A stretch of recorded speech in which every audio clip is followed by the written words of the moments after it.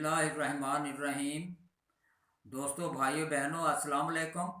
मैं आपकी खिदमत में खूनी बवासीर और बादी बवासीर का नुक्सा बयान करने लगा हूँ। और आपने जो है सबसे पहले पंसारी की दुकान से रीठे और तुखम तारा मीरा ये ले लेने हैं। तो रीठे को जब आप तोड़ेंगे तो उसके अंदर से ये ऐसे काले रंग का बीज निकलेगा।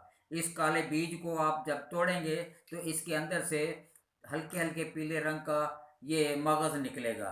तो ये मगज़ जब आप निकाल लेंगे तो फिर आपने तारा मीरा और ये रीठे का मगज़ जो है ये बराबर बराबर वज़न लेकर आपने हावन में डालकर इसको बारीक कूटना है और इसका पाउडर बनाना है। तो वो इस किस्म का पाउडर बन जाएगा। जब ये पाउडर बन जाएगा तो फिर आपने कैप्सूल लेने हैं 0 नंबर के। तो 0 नंबर के कैप्सूल लेकर आपने इसमें दवाई भरनी है।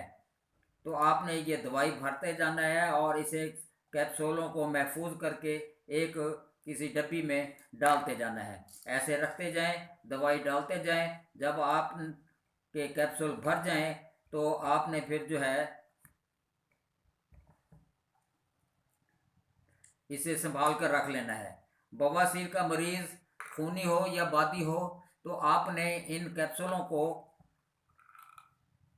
उस मरीज़ को देना है। तो देने के बाद आपने इसको खाने का तरीका बताना है कि एक कैप्सूल सुबह खाना खाने के 5 मिनट 10 मिनट के बाद पानी के ज़रिए खा लेना है। फिर उसके बाद शाम को खाना खाने के बाद 5-10 मिनट के बाद इसे पानी के साथ खा लेना है। तो इसी तरह मुसलसल 15 दिन आपने जो है मरीज़ को बताना है, जो भी ये इस्तेमाल करें। 15 दिन या ज़्यादा से ज़्यादा 20 दिन इस्तेमाल करना है। तो इसके साथ साथ आपने उसको परहेज़ भी बतानी है कि इसके परहेज़ जो है सुर्ख मिर्च की परहेज़ है। सुर्ख मिर्च और बड़ा गोश्त और चावल, इसकी बिल्कुल मुकम्मल तौर पर पाबंदी करनी है, जो ये बिल्कुल नहीं खाना। तो इंशाअल्लाह ताला इसके इस्तेमाल से खूनी बवासीर और बादी बवासीर का ख़ात्मा हो जाएगा। और इसके बाद जो है आपने मेरी दूसरी वीडियो जो है उसका इंतज़ार करना है और मेरे हक़ में दुआ करनी है। वस्सलाम।